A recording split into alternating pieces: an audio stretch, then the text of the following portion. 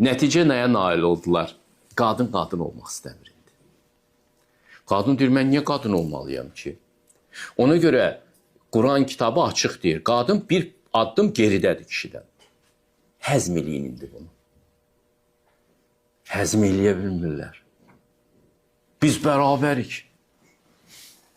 Deyirəm, harda bərabərsiz? Elmdə, ədəbiyyatda, idmanda, intellektual oyunlarda, maşın sürməkdə, dərzilikdə, aşpazlıqda göstərin mənə harda bərabərsiniz. Bəli, elə qadın var ki, 100 kişidən ağıllıdır. Amma 101-ci ağıllı kişi gələnə qədər. O beyrək gələnə qədər Banu Çiçək çox qəhrəmandır.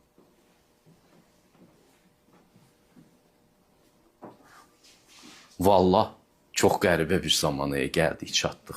Bunu kim yaratmış? Bunu biz yaratmışıq. Allah bunu açıq deyir kitablarında. Konfutsi bunu deyir, Vedalar bunu deyir. Buna elə qaz verdilər ki, indi qadın olmaq istəmir. Mən uduzuram. Mən dekretə gedirəm, mən uduzuram. Mən dünyaya uşaq doğuram, uduzuram, karyerada geri qalıram. Okey, sən indi karyera ilə məşğul olacaqsın.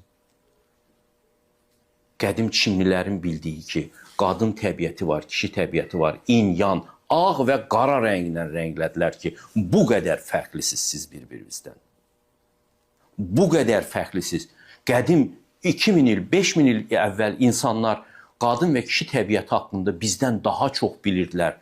21-ci əsrin pivecilərindən daha çox bilirdilər. İndi heç nə bilmirlər. Deyirəynik. Kişi qəhrəman olmalıdır. Mütləq üstün olmalıdır.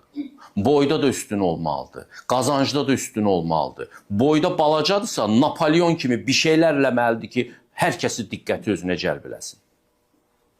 Onun motivasyonu güclüdür. O, buna odaqlanmış vəziyyətdədir. Hə, qadınları buna eləmək mümkün deyilmi? Mümkündür. İnsanda mümkündür. İnsanda elə bir imkan var ki, kişi qadın da ola bilər, qadın kişi də ola bilər. Var bizdə belə bir imkan.